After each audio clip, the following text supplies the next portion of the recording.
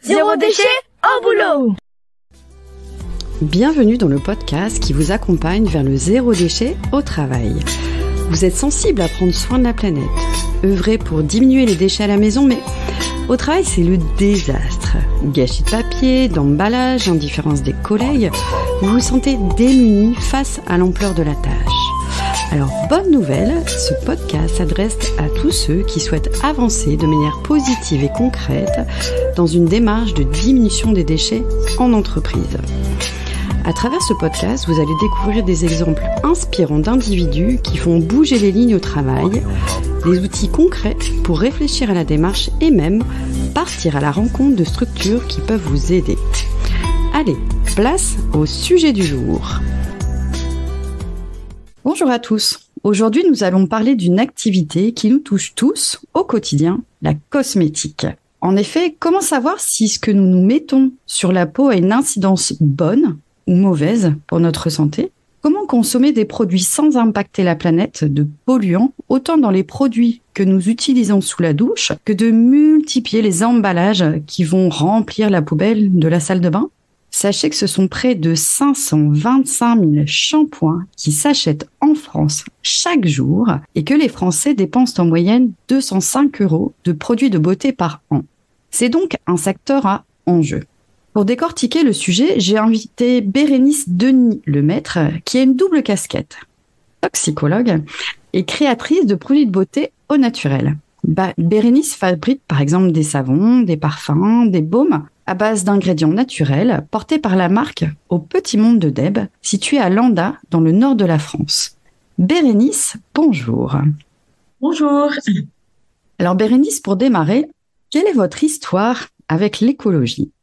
Alors, elle remonte à mes études, puisqu'en fait, depuis mon jeune âge, j'ai toujours été attirée par la nature. Et en fait, au choix de mes premières options, j'ai tout de suite choisi en fait l'écologie, puisque j'ai pris une seconde qui s'appelait écologie et territoire. Donc, j'ai vraiment commencé très très jeune à être sensibilisée à la protection de la nature. Et pour tout te dire, je voulais même à la base travailler pour WWF ou des organismes de protection de l'environnement et de la nature depuis très jeune. Et j'ai travaillé notamment pour la protection des rapaces en Australie à mes 19 ans. Wow, trop bien. Voilà. Donc, si je comprends bien, votre histoire avec l'écologie remonte à il y a un petit moment. Et comment en êtes-vous arrivé à aller jusqu'à en faire votre métier ? C'est vraiment une passion de base. Et en fait, pour moi, c'était inimaginable de travailler dans un autre secteur que l'environnement. Donc, l'environnement au sens large. J'ai commencé à travailler dans les énergies renouvelables, dans des projets de biomasse, par exemple, de valorisation de biomasse et autres. Et après, mes passions étaient aussi tournées sur justement la forêt, enfin la découverte de la nature, les plantes. J'adore tout ce qui est le monde des plantes. Donc forcément, le métier et les passions étaient toutes les deux orientées quand même sur la protection de l'environnement et de la nature. Pouvez-vous nous présenter votre travail de toxicologue et de fabricante de cosmétiques ? En quoi ça consiste exactement ? Alors aujourd'hui, j'ai un peu créé mes métiers en fait au final, puisque mes passions sont devenues des métiers. Puisque je mélange en fait les deux, dans un sens depuis le début de ma carrière. Et donc là, c'est ce que j'ai fait récemment. Donc en gros, j'utilise mes compétences d'ingénieur en agriculture et je les mets à disposition d'agriculteurs pour créer des gammes de cosmétiques en valorisant leurs matières premières agricoles locales. Et je les utilise également pour ma propre gamme en fait de produits. Donc ça, c'est la première partie. C'est la partie que vous aviez appelée donc la création des cosmétiques et toute ma gamme. Après, la partie toxicologue est venue en deuxième temps. C'est que c'est venu d'un challenge. J'avais vu que j'avais validé assez de CTS, donc au niveau de l'université, durant mes études en chimie et en biologie, pour aller à l'université de Lille et justement valider les derniers équivalents, on va dire, pour passer toxicologue. Et en fait, en cosmétique, c'est intéressant car ça permet d'aller travailler sur l'innocuité de toutes les matières premières et avoir vraiment une vision large du produit cosmétique, du sourcing jusqu'à sa toxicologie, donc aiguë, cutanée, et on va étudier en fait tout l'impact des matières premières sur la santé, particulièrement moi pour le coup au niveau de la cutanée, quoi. Donc, vous êtes vraiment experte sur l'incidence d'un produit cosmétique sur la santé, voire sur l'environnement. Voilà, c'est ça. Alors j'avoue sur l'environnement, j'ai moins poussé, on va dire, mes recherches dans ce domaine-là, puisque moi maintenant en toxicologie, ce que mes clientes me demandent, c'est d'étudier l'impact du produit qu'elles fabriquent elles-mêmes, mais au niveau de la santé humaine, pour mettre sur le marché ces produits. Par contre, effectivement, moi, d'un point de vue purement intellectuel et personnel, j'aime savoir d'où proviennent mes produits, mes substances et leur impact sur la santé, mais également sur l'environnement. Et justement, quel est votre regard sur la cosmétique, sur le secteur de la cosmétique actuellement? Comment vous le voyez évoluer? Alors, on voit qu'il y a quand même un sacré changement des mentalités, notamment au niveau du sourcing. On voit qu'il y a de plus en plus de personnes qui sont soucieuses de savoir ce qu'elles mettent sur leur épiderme. Et donc, on voit qu'il y a un changement aussi d'habitude d'achat et de routine beauté, en fait, tout simplement. Je trouve que l'on revient un petit peu aux basiques et aux essentiels. Après, ce n'est qu'un ressenti. Encore une fois, on ne parle pas de toute la population, mais plutôt d'une tendance qui commence à se marquer. On peut voir, par exemple, comme de grandes enseignes type L'Oréal, et leur politique RSE est publique. Et si l'on va rechercher un petit peu ce qu'ils ont publié et leur stratégie sur les prochaines années, ils orientent énormément sur le sourcing naturel. Donc là, c'est vraiment pour montrer que les tendances actuelles sont vraiment au retour au vert et aussi à diminuer l'impact carbone de la fabrication d'un produit cosmétique. C'est une tendance qui est marquée. Mais après, je n'ai pas tous les chiffres en tête sur l'impact et si vraiment ça touche toutes les firmes, en fait, toutes les entreprises. Et finalement, ce que j'entends, c'est que le consommateur est exigeant sur la qualité des produits et sur l'incidence sur la santé, sur l'environnement, sur l'impact carbone. Donc, finalement, les marques commencent à faire bouger les lignes là-dessus. Donc, si on peut prendre du recul, c'est le consommateur qui fait évoluer aussi la consommation de produits cosmétiques. Vous avez tout à fait raison, Sophie. En fait, c'est par ces choix que le consommateur fera évoluer les choses. Dans tous les cas, c'est par le choix du consommateur également que l'on peut soutenir les artisans français, que l'on peut soutenir les filières agricoles locales. On peut soutenir également les petits labels, type les savonniers qui utilisent la saponification à froid, qui sont vraiment dans une démarche bas carbone et de valorisation de matières premières naturelles.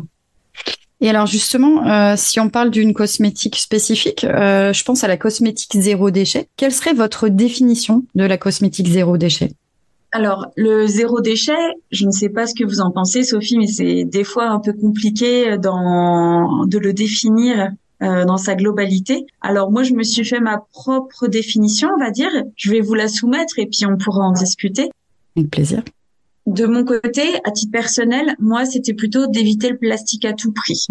Voilà. Donc, ce qui voulait dire que j'avais une tolérance un peu plus sympa, ou on va dire moins forte, sur le verre, parce que je considère que c'est une matière inerte et recyclable. Voilà.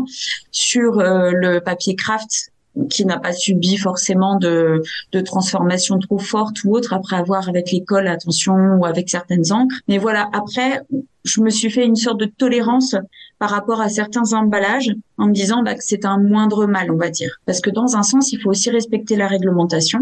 Et par exemple, sur la mise en marché d'un produit cosmétique, on est obligé d'apporter certaines informations réglementaires et obligatoires. Donc, dans tous les cas, moi, je me voyais pas vendre en vrac certains savons en omettant certaines informations réglementaires. Donc, il fallait trouver un équilibre. Donc, j'ai opté, en fait, pour du papier craft, de l'encre végétale et essayer de trouver des compromis de cette manière-là. Alors, c'est vrai que pour moi, une cosmétique zéro déchet, si on se place du côté du consommateur, finalement, c'est que le consommateur a la possibilité de consommer des produits cosmétiques qui ne produisent pas de déchets en bout de course. C'est notamment toute la cosmétique solide, par exemple les savons, à la place du gel douche, le shampoing solide. On voit arriver des gammes de dentifrice solides sous forme de pastilles, voire sous forme de produits mis en pot qui fait appel à la consigne. Donc ça peut être aussi une cosmétique consignée où l'emballage est renvoyé au producteur. Il y a pas mal de choses qui se développent dans la cosmétique pour faire en sorte que le consommateur finalement puisse éviter d'avoir une poubelle dans la salle de bain et de ne produire plus aucun déchet dans cette pièce-là de la maison. Donc, je dirais, moi, je me place plutôt côté consommateur et c'est comme ça que je la vois et que je vois énormément le secteur évoluer effectivement sur cette cosmétique qui est en plein boom, en tout cas sur une démarche plus verte, plus écolo et effectivement vraiment en adéquation avec la diminution des déchets. Oui, tout à fait. Il y a une dimension également qu'on pourrait rattacher au zéro déchet, je trouve, c'est le minimalisme des ingrédients peut-être. Complètement. Mmh. Ça peut également rentrer je trouve que ça matche bien avec le zéro déchet. Et souvent, j'ai des demandes de personnes qui sont vraiment très engagées en zéro déchet sur les compositions pour ne pas aller rajouter des matières superflues, par exemple. Bien sûr. Tout à fait, je vous rejoins complètement. Si nous nous projetons dans une salle de bain idéale, respectueuse de l'environnement, de quoi doit-elle être composée? Qu'est-ce qu'on peut y retrouver comme type de produit plutôt respectueux de l'environnement? En fait, je ne sais pas si vous connaissez, Sophie, l'économie de la fonctionnalité. Bien sûr. Mmh.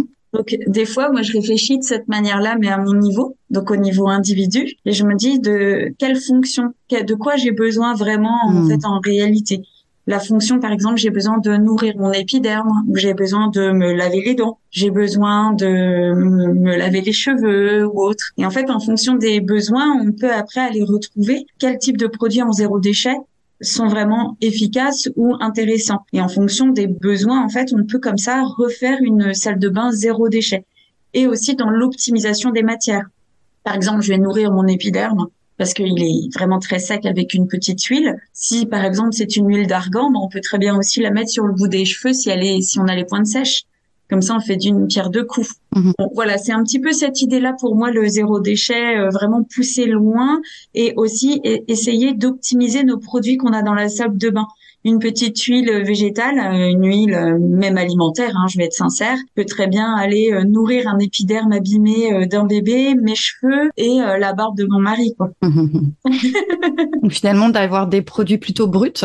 Oui, moi, je suis plutôt sur cette tendance-là, personnellement. Quel serait le kit de produits bruts à avoir? Donc, une huile végétale. Est-ce qu'il y aurait d'autres produits Alors, l'épiderme a besoin aussi d'hydratation quand même. Donc, on a quand même besoin, moi, en tout cas, en tant que femme, j'ai besoin d'hydrater mon épiderme. Donc, moi, j'avoue, j'ai une crème visage qui n'est pas forcément zéro déchet. Mais par contre, comme je les fabrique, moi, mes peaux sont entre guillemets consignées puisqu'à chaque fois, je les remets dans mon circuit. Donc, en fait, je limite mon déchet par le pot. Par contre, effectivement, je fais quand même attention à hydrater. Donc, celle-là, je l'utilise même pour toute la famille, en fait. Tout, si quelqu'un en a besoin, on l'utilise. Après, j'ai beaucoup d'essais de savon. Donc, moi, je récupère toutes les chutes. Donc, ma famille a tous les savons inimaginables pour se laver avec des essais. Donc là, c'est plutôt de la récup. Et après, sur les shampoings, on va dire que s'il n'y a pas de problème de cuir-chevelu dans la famille, ce qui est le cas aujourd'hui, on utilise des shampoings zéro déchet que je fabrique aussi à la savonnerie. Souvent les chutes ou les moches, tu sais. Donc voilà. Après, effectivement, une huile. J'ai quelques fournisseurs que j'aime bien ici. J'utilise beaucoup d'huile de chanvre que j'aime beaucoup parce qu'elle est pénétrante et un peu sèche. Et en plus, elle vient des Hauts-de-France. Donc j'avoue, moi, elle remplit toutes mes cases. Wow. Donc celle-là, je l'ai mis en petite fiole. Et dès que quelqu'un a un peu des sécheresses de peau ou des irritations ou quoi, première étape, c'est d'en mettre avant de passer à autre chose, quoi. Finalement, avec quelques ingrédients, vous arrivez à prendre soin de votre peau, de vos cheveux. On est plutôt sur une approche minimaliste de récup ou du faire soi-même. Après, vous avez des belles compétences. Ouais, j'avoue. Après, des fois, le cordonnier peut être le moins bien chaussé, parce que des fois, j'ai oublié de ramener le shampoing à la maison ou autre, mais oui, on est plutôt sur la récup beaucoup à la maison, on aime bien. Et moi, j'adore faire des tests. Donc, c'est vrai qu'au lieu de les jeter, moi, je récupère mes tests quand il y a aucun souci d'innocuité ou de problème cutané, quoi. Et justement, en tant que consommateur, quels sont les repères pour savoir si un cosmétique est bon ou pas pour la santé? Ça va dépendre de nos critères. Vous avez parlé, Sophie, de critères environnementaux, critères santé, critères économiques aussi. Donc, en fait, ça va dépendre où va mettre le curseur le consommateur. Je vais vous donner un exemple. La crème solaire. C'est un sujet vraiment très, très complexe pour un toxicologue et aussi pour une personne soucieuse de l'environnement parce qu'en fait, il n'y a pas de produit parfait. comme pour, on va dire, les shampoings solides. Il faudra revenir sur les tensioactifs éventuellement si vous le voulez. Mais en gros, c'est toute une histoire de compromis. On va trouver des fois un produit qui est bon pour la santé humaine, ou du moins qui n'a pas de problème d'innocuité sur la santé humaine, mais qui par contre va avoir un impact, par exemple, sur les coraux.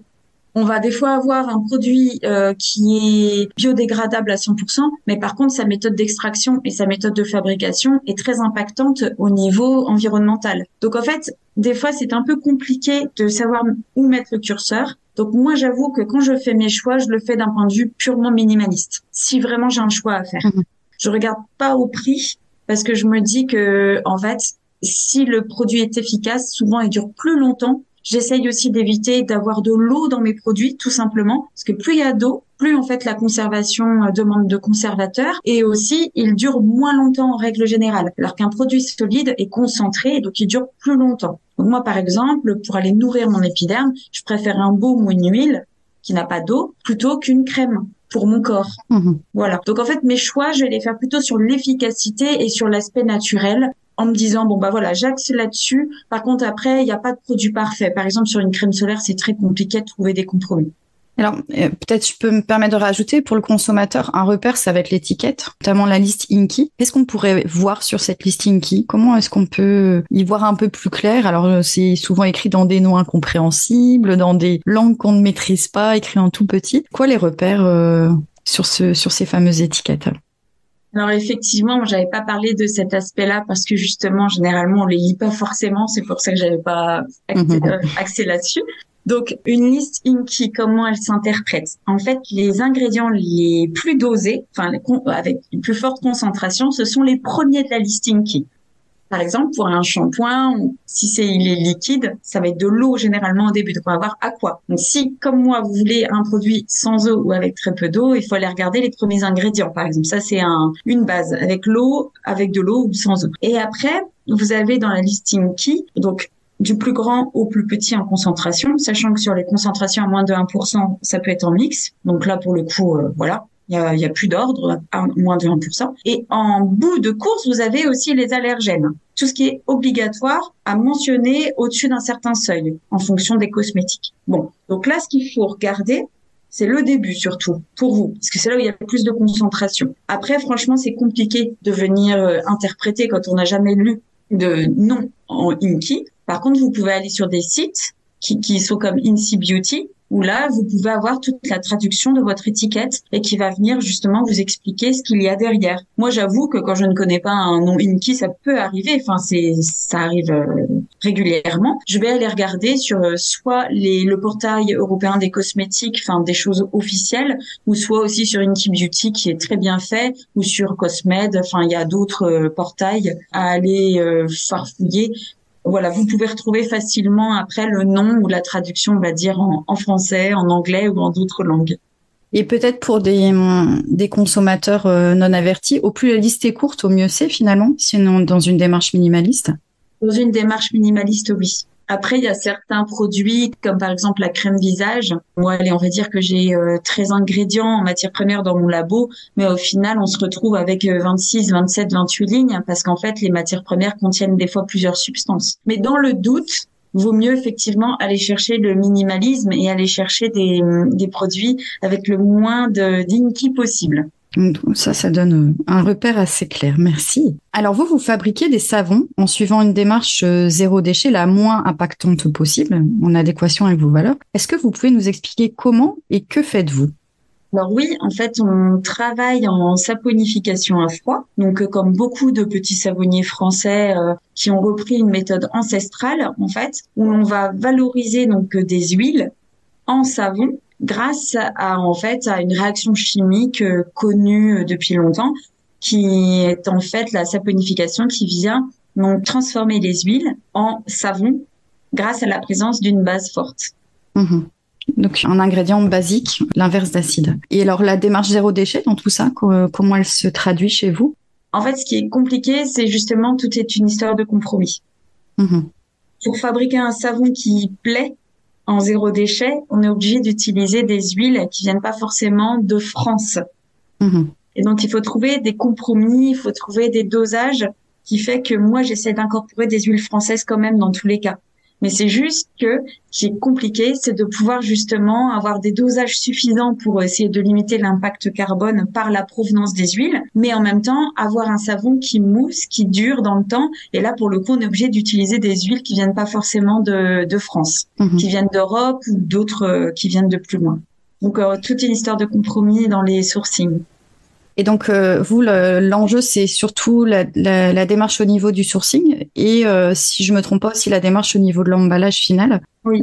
Sur l'idée de proposer un emballage plutôt minimaliste et qui respecte quand même la réglementation, si je comprends bien.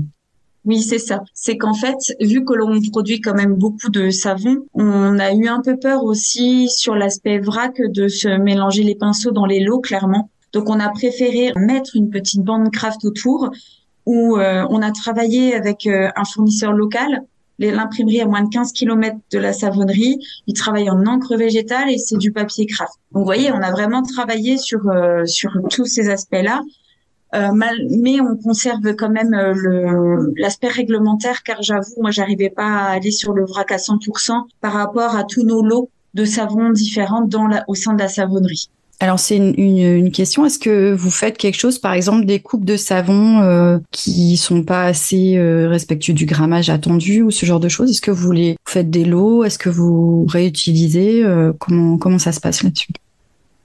Oui, tout à fait. On a quelques lots de temps en temps qui sont hors catégorie, soit en couleur, ça peut arriver, un colorant qui a marché un peu trop fort, ou soit en grammage effectivement.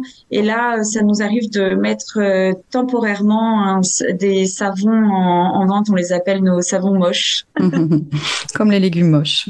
Voilà, c'est ça. Okay. Ça peut arriver. Et l'efficacité est toujours là, mais effectivement, au lieu de les laisser pour compte, on essaye de les valoriser autrement, et puis ça a bien marché. Là, cette année, on en a vendu une 50aine comme ça, donc c'est que les gens, ça leur convient très bien, et ils ont tout à fait raison. Au final, ce qu'on cherche, si c'est comme pour moi, c'est de l'efficacité, et au final, un savon qui est fait dans une petite savonnerie artisanale à côté, c'est très bien aussi. Que proposez-vous pour les entreprises pour les aider à réduire leurs déchets? Que par exemple, ça vous arrive de faire des cadeaux, que les entreprises offrent vos savons à leurs collaborateurs, à leurs clients, ou peut-être sur la création de marques particulières. Je pense notamment à la marque Blanche. Est-ce que vous faites des choses là-dessus? Oui, tout à fait. On a participé au challenge zéro déchet de la communauté locale, en fait. Et on avait fait des petits lots pour sensibiliser la population locale aux participants avec un shampoing solide, un savon et une boîte en papier ensemencé fait également à 30 kilomètres de la savonnerie à la main par une dame. Donc, ce petit lot, on l'avait proposé. Et avec donc justement pour sensibiliser les gens à changer leurs habitudes dans leur salle de bain. Donc ça, c'était une action en particulier ici. Mais sinon, on fait aussi des cartes de visite en savon. Ah oui? Comment ça se passe? Pour les entreprises, ouais, où on tamponne les savons de manière particulière, ou pour des petits messages, par exemple pour les vœux en fin d'année. Nous, on fait des savons en lamelles, en fait. Donc ce sont des savons tout fins où on peut venir tamponner un petit message. Waouh! Et ça marche bien? C'est plébiscité? Alors, en fait, c'est qu'on communique pas assez dessus parce que on sait pas, on n'est pas assez bon là-dessus. Mais oui, on a de la demande. Donc ça, c'est agréable. On aime bien faire ça.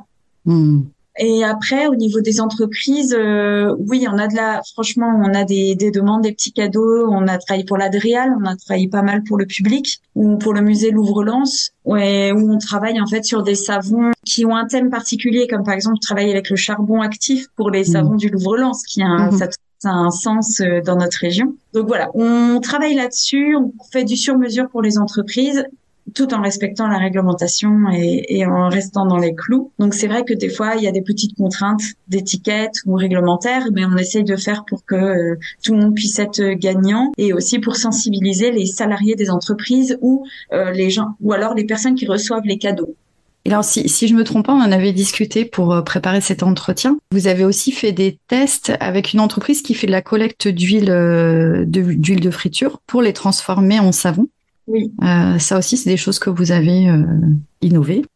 Tout à fait. Donc là, on est encore en cours sur les tests et on est encore en réflexion. Là, ce qui est plus compliqué, c'est que les huiles sont en mélange et en fait, on a des indices de saponification différents par rapport aux huiles. Donc, pour trouver les bons dosages en suivant les lots d'huile par rapport à justement à la réaction chimique, c'est un petit peu plus complexe. Donc là, on est encore en test. On va essayer de voir ce qu'on peut proposer au mieux. Mais oui, c'est tout à fait faisable. Par contre, on n'ira peut-être pas les mettre en savon corps, mais plutôt sur des savons ménagers ou des savons à tout faire pour la cuisine.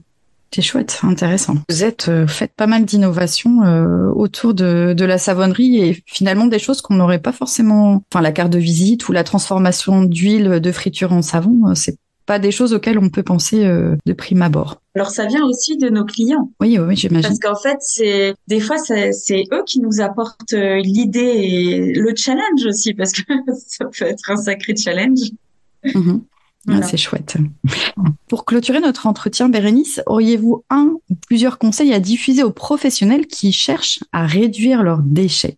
Peut-être, comme je le disais, pour un particulier dans sa salle de bain, réfléchir aux fonctions dont un salarié a vraiment besoin dans son entreprise et peut-être essayer de revoir les bases des besoins de l'entreprise par rapport à ses salariés. Si vous avez besoin de savon liquide, peut-être réfléchir au sourcing, par exemple, d'où il vient, et pourquoi pas passer au solide pour éviter d'acheter de l'eau, en fait. Parce que dans un savon liquide, il y a beaucoup d'eau. Et par rapport aux contraintes réglementaires ou aux contraintes santé que la personne peut avoir, s'il y en a pas, pourquoi pas passer au solide. Voilà. Et là, déjà, on peut réduire un déchet, ne plus avoir le bidon, mais déjà avoir des bacs de savon solide. Voilà. Et après, voilà, réfléchir aux fonctions. De quoi avons-nous besoin? Et après, au sourcing, essayer d'aller sur des circuits courts ou sur des marchés B2B, donc entreprise entre entreprises françaises. Non pas que je suis chauvine, mais plutôt pour diminuer les impacts carbone transport. Tout à fait. Voilà. Du bon sens. Voilà mes petits conseils si j'en ai à donner. Mais bon, après, tout est une histoire de compromis, comme je le disais également. Tout à fait.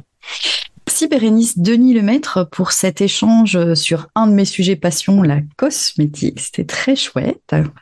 Merci Sophie. Merci à vous. Alors, vous pouvez retrouver les actualités de Bérénice sur le site aupotimonde-deb.fr pour découvrir notamment les savons et tous les produits fabriqués par Bérénice et ses collègues. Pour les structures qui souhaitent créer des produits sur mesure ou en marque blanche, je pense notamment à la fameuse carte de visite, avec les compétences de Bérénice et de son équipe, c'est sur le site la-fab-bulle au pluriel.fr. Et pour les pros en cosmétique qui cherchent à se former en quête d'un toxicologue sensible à l'écologie, ça se passe sur le site bulle au pluriel-formule au pluriel.fr. Tous ces sites seront mis sur le descriptif du podcast.